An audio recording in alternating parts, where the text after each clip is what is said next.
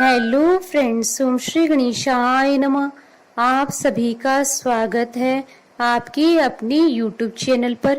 Friends, आज हम आपको इस वीडियो में बताने जा रहे हैं कार्तिक मास की बड़ी चौथ की कहानी और करवा चौथ की कथा के बारे में। फ्रेंड्स, वीडियो शुरू करने से पहले आपसे रिक्वेस्ट है, अगर आप हमारी चैनल पर नए हैं और आपने अभी तक चैनल को सब्सक्राइब नहीं किया है तो प्लीज सब्सक्राइब कीजिएगा चैनल को, साथ ही प्रेस कीजिएगा बेल आइकन को, जिससे नए वीडियो से रिलेटेड नोटिफिकेशन आपको तुरंत प्राप्त हो सके।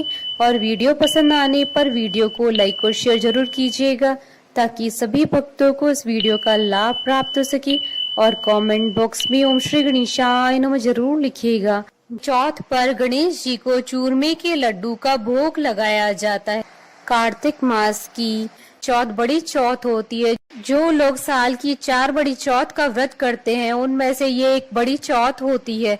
इस दिन गणेश जी को चूरमे के लड्डू या चूरमे का भोग लगाया जाता है। हिंदू पंचांग के अनुसार कार्तिक मास में कृष्ण पक्ष की चतुर्थी तिथि को करवा चौथ का व्रत किया जाता है। कार्तिक मास की कृष्ण पक्ष की चतुर्थी तिथि को संकष्टी चतुर्थी, बड़ी चौथ आदि नामों से जाना जाता है।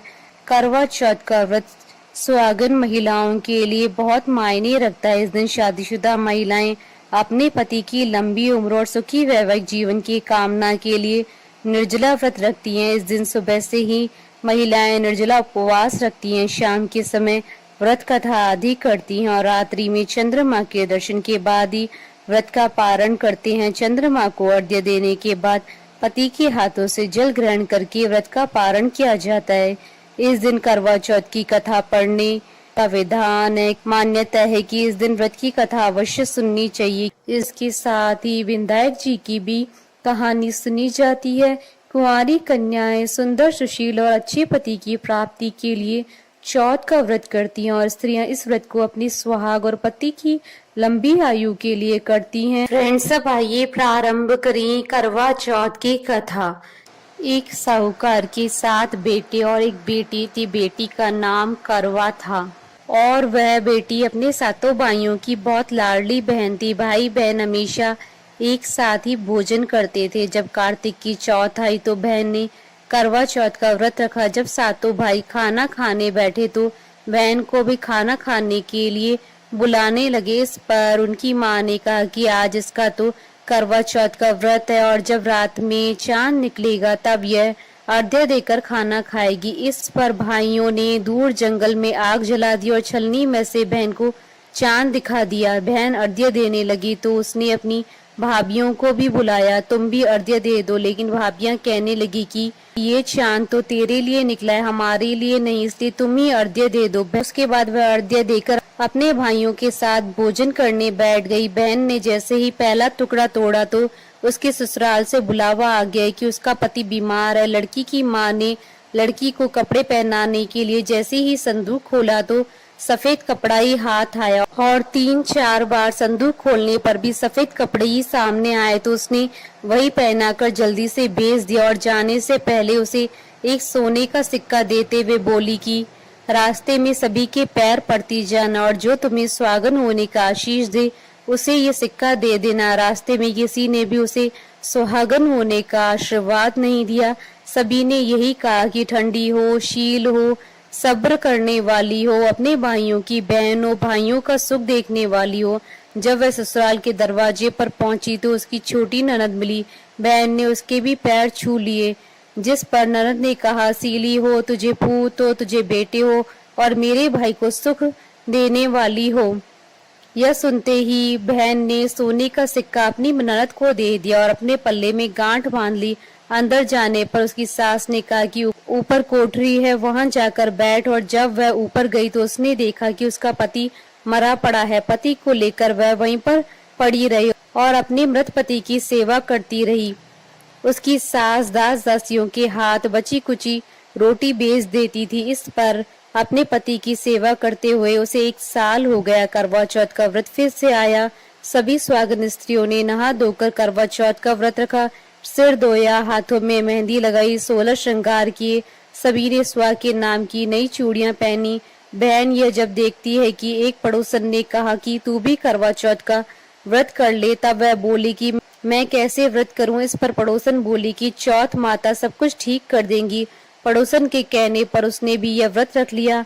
कुछ देर में करवे बेचने वाली आई और आवाज लगाने लगी कि करवा ले लो भाइयों की प्यारी, करवा ले लो दिन में चांद उगाने वाली, करवा ले लो ज्यादा भूख की मारी, करवा ले लो। बहू ने आवाज लगाई कि ए करवे वाली, मुझे भी करवा दे दो। इस पर वह बोली कि मेरी दूसरी बहन आएगी, वह तुझे करवा देगी। दूसरी बहन आई तो वह आवाज लगाने लगी, करवा ले लो भाइयों की प्यारी, करवा ले लो दिन में चांद उगवाने वाली, करवा ले लो ज्यादा भूख की मारी, करवा ले लो। बहू ने आवाज लगाई कि ए करवे वाली, मुझे भी करवा दे जा। इस पर वह बोली कि मेरी दूसरी बहन आएगी, वह तुझे करवा देगी। इस तरह से 5 बहनें आई, सभी ने यही कहा कि मेरी बहन करवा देगी। अब छठी बहन ने करवों के लिए आवाज लगाई तो उसने कहा कि हमारी 7वीं बहन आएगी, तुम उससे करवा लेना। तुम उसके रास्ते में कांटे बिखेर देना, उसके पैर में कांटा चुभ जाएगा जिससे वह बहुत चिल्लाएगी, तो तुम सुई लेकर उसका पैर पकड़कर जबरदस्ती कांटा निकाल देना। जब वह तुम्हें आशीर्वाद देने लगे तो तुम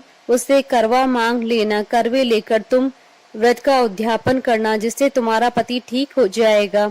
उसकी सारी बातें सुनकर उसने वैसा ही किया और कांटा चुभने पर उसे निकाल भी दिया, जिससे उसने बहू को बहुत आशीर्वाद दिया। बहू ने उसके पैर पकड़ लिए और कहा कि आपने मुझे आशीर्वाद दिया है तो मुझे करवे भी देकर जाओ। करवे वाली बोली कि तुमने तो मुझे ठग ही लिया। यह कहकर चौथ माता ने उसे आंख से काजल, नाखूनों से मेहंदी, मांग से सिंदूर और छोटी उंगली का छींटा दिया, साथ ही करवे भी दिए। करवे लेकर वह उन्हें व्रत रखा और उद्यापन भी किया। यह सब होने पर उसका पति भी जीवित हो गया और कहने लगा कि मैं तो बहुत सोया। तब उसकी पत्नी ने कहा कि तुम सोए नहीं, 12 महीने से मैं तुम्हारी सेवा कर रही हूँ। ये तो कार्तिक की चौथ माता ने सुहाग दिया है। करवा चौथ का उद्यापन कर और चंद्रमा को अर्घ्य दे। दोनों खाना खाकर चौपड़ खेलने लगे। कुछ देर में उसकी सास ने दासी को तेल में बना हुआ खाना बहू के लिए भेजा। दासी ने आकर देखा कि वह तो चौपड़ खेल रहे हैं। वह उल्टे पैर लौट आई और जाकर सास से कहा कि महल में तो बहुत रौनक लगी, आपके बहू बेटे तो चौपड़ खेल रहे हैं। यह सब देख सास देखने आए और देखकर बहुत खुश हुई। बहू ने सास के पैर छुए और सास ने कहा कि बहू सच बता कि तूने ये चमत्कार कैसे किया।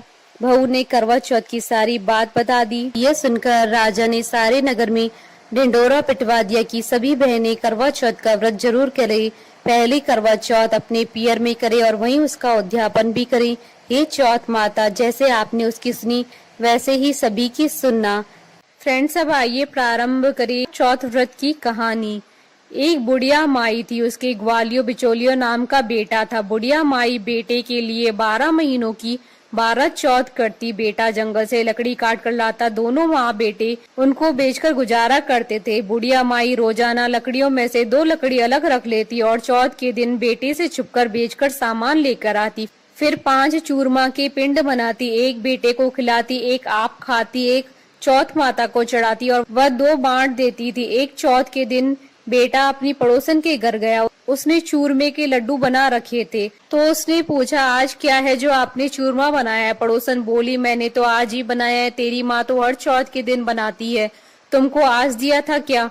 बेटा बोला, दिया तो था। पड़ोसन बोली कि तुम लकड़ियां लेकर आते हो जिसमें से तेरी माँ छुपाकर बेचकर चूरमा बनाती है। बेटा माँ के पास गया, बोला कि मैं तो इतनी मेहनत से लकड़ियां लेकर आता हूँ, तुम चूरमा बनाकर खाती हो, तुम मुझको छोड़ दो या चौथ माता को। तो बुढ़िया बोली, बेटा मैं तो तेरे लिए ही व्रत करती हूँ, सो तुमको भले ही छोड़ दूं, लेकिन चौथ माता को नहीं छोड़ सकती। तब बेटे ने घर छोड़ने का फैसला किया तो माँ बोली कि तुम जा तो रहे हो, लेकिन मेरे हाथ का ये आखा लेकर जा। तेरे ऊपर जो भी संकट आएगा चौथ माता और विनायक जी के नाम से इस अखे को डाल देना, संकट दूर हो जाएगा। बेटे ने सोचा कि यह तो झूठी बात है, लेकिन बात रखने के लिए ले लिया। घर से चला, थोड़ी दूर हो गई और देखता है कि खून की नदी बह रही है, किधर से भी रास्ता नहीं था। तब उसने माँ के दिए हुए अखे को चौथ माता और विनायक जी का नाम लेकर नदी में डाल दिया और बोला, हे चौथ माता, अगर ये नदी सूखकर रास्ता दे जाए तो तुम सच्ची हो। इतने में ही नदी सूखकर रास्ता हो जाती है। थोड़े आगे चलने पर तो रात होने लगी और सुनसान जंगल आ गया। तब अखा लेकर बोला, हे चौथ माता, मुझे रास्ता मिल जाए, नहीं तो ये जानवर मुझे खाएंगे। इतने में ही रास्ता मिल गया। आगे एक राजा की नगरी आई। राजा हर महीने एक आदमी की बलि देता था। वह एक बुढ़िया के घर में गया तो देखता है कि बुढ़िया माई रोटी बनाते हुए रो रही थी। तब उसने पूछा कि माई तुम क्यों रो रही हो? बुढ़िया बोली कि मेरा एक ही बेटा है, आज वो राजा की बलि चढ़ जाएगा, मैं ये रोटी उसके लिए बना रही हूँ। वो बोला कि माई ये रोटी मुझे खिला दो, मैं तेरे बेटे के बदले चला जाऊंगा। माई बोली रोटी खिला दूंगी, लेकिन तुझे कैसे भेज दूं? उसने उसे रोटी खिला दी। रात में सोते समय बोला कि राजा का बुलावा आए तो मेरे को जगा देना। आधी रात को बुलावा आया। बूढ़िया माई सोचने लगी कि पराए पूत से कैसे बलि चढ़ा दूं, पर इतने में ही वह जग गया और जाने लगा और बुढ़िया माई से बोला कि मेरी पोटली और लाठी रखी है। बुढ़िया माई सोची कि आज तक की कोई वापस नहीं आया है, कैसे आएगा? राजा का आदमी उसे साथ लेकर चला गया। वहां पर उसे कच्चे घड़े पकाने वाले कुंड अर्थात आवा में चुन दिया। जब वो चुना जा रहा था तो उसने अखा लेकर कहा कि हे चौथ माता, दो संकट टाल दिए, ये भी तुम ही टालो। इतने में आवा पककर तैयार हो गया और 2-3 दिन बाद आवा के पास बच्चे खेल रहे थे। बच्चों ने खेल खेल में आवा पर कंकरी मारी तो उसमें से आवाज आई। बच्चों ने राजा के आदमियों के पास जाकर कहा कि आवा पक गया है। राजा के आदमियों ने सोचा कि 6 महीने में पकने वाला आवा इतनी जल्दी कैसे पक गया। उन्होंने ये बात राजा को बताई। राजा ने जाकर देखा तो सारे बर्तन सोना चांदी के कलश हो गए। वे बर्तन उतारने लगे तो अंदर से आवाज आई कि धीरे धीरे उतारना, अंदर मानस है। राजा ने सोचा कि इसमें से तो पहले तो कभी कोई ऐसी आवाज नहीं आई। राजा ने पूछा कि कौन हो तुम? तो उसने अंदर से ही कहा कि मैं तो वो ही हूँ जिसे आपने 3 दिन पहले इसमें चुनकर बलि ली थी। उन्होंने खोलकर देखा तो अंदर वही आदमी है जिसे 3 दिन पहले उन्होंने इस आवा में चुनकर बलि चढ़ाई थी। उसने सारी बात बताई। उसे महल ले जाया गया। राजा ने पूछा कि तुम कौन और बच कैसे गए? तो उसने कहा कि मेरी माँ चौथ माता का व्रत करती थी, उसी की वजह से बच गया। तब राजा ने कहा कि ये झूठ है, इसकी परीक्षा लेनी होगी। राजा ने 2 घोड़े मंगवाए, एक पर स्वयं चढ़ गया और दूसरे पर उसको चढ़ा दिया। उसके हाथों और पैरों में जंजीर डाल दी गई। राजा ने कहा कि अब अपन जंगल की तरफ चलते हैं। अगर जंजीरें खुलकर मेरे हाथों पैरों में आ जाएंगी तो तुम्हारी माँ की चौथ माता सच्ची। थोड़ी दूर चलने पर ऐसा ही हो गया। राजा के हाथ पैरों में जंजीरें जकड़ गई। फिर उस लड़के ने बड़ी मुश्किल से राजा को वापस राजमहल पहुंचाया और जाने लगा। तब राजा ने उसे रोकने के आदेश दिए। फिर राजा ने उसे अपनी बेटी के साथ विवाह करने के लिए कहा तो उसने सहर्ष स्वीकार कर लिया। राजा ने उसे उसी महल में रहने के लिए अलग से सारे साधन उपलब्ध करवा दिए। वह राजकाज में सहयोग करने लगा। कुछ महीनों बाद उसे घर की याद आई। एक दिन मौसम बहुत खराब हो रखा था, चारों ओर बिजलियां कड़क रही थी। उसे अपनी माँ की याद आई तो उसने अपनी पत्नी से कहा कि आज तो बिजली मेरे गांव की तरफ चमक रही है। तो उसकी पत्नी यानी राजा की बेटी ने कहा कि आपके गांव भी है क्या? तो उसने बताया हाँ। उसने अपनी माँ के बारे में बताया। फिर कहा कि गांव चलेंगे। दूसरे दिन सुबह वे गांव के लिए रवाना हुए तो राजा ने खूब सारा धन देकर उन्हें विदा किया। गांव के समीप पहुंचने पर लोगों को पता चल गया उसकी माँ से बुढ़ापे में लकड़ियां तो कटती नहीं थी, इसलिए गोबर के उपले बनाकर उसे बेचकर जीवन यापन कर रही थी। वह उपले बीन कर ला रही थी तो पड़ोसन ने बताया कि बुढ़िया माई तेरे बेटे बहू आ रहे हैं। तो उसने कहा कि मेरे भाग्य में बेटे बहू कहाँ, एक बेटा था जिसे भी तुमने लगा बुझा के निकाल दिया। तो उसने कहा कि मैं सच बता रही हूँ, विश्वास नहीं हो तो देख लो। बुढ़िया ने छत पर जाकर देखा तो सच में गांव की तरफ एक लश्कर आ रहा था। घर आकर बेटे बहू ने पांव छुए। बेटे ने कहा माँ तेरी चौथ माता के प्रभाव से आज मैं जिंदा हूँ। उसी दिन उसने पूरे गांव में हाहाकार करवा दी कि कल मेरे घर पर सामूहिक भोजन है। दूसरे दिन सबको भोजन करने के बाद खूब सारे उपहार देकर कहा चौथ का व्रत करे। चौथ माता जैसा उस बुढ़िया माई और उसके बेटे को संकट से बचाया वैसे सबको बचाना। सुनने वालों को और उसके परिवार को बोलिए चौथ माता की जय, विनायक जी महाराज की जय। हमारे साथ इस वीडियो में अंत तक बने रहने के लिए धन्यवाद।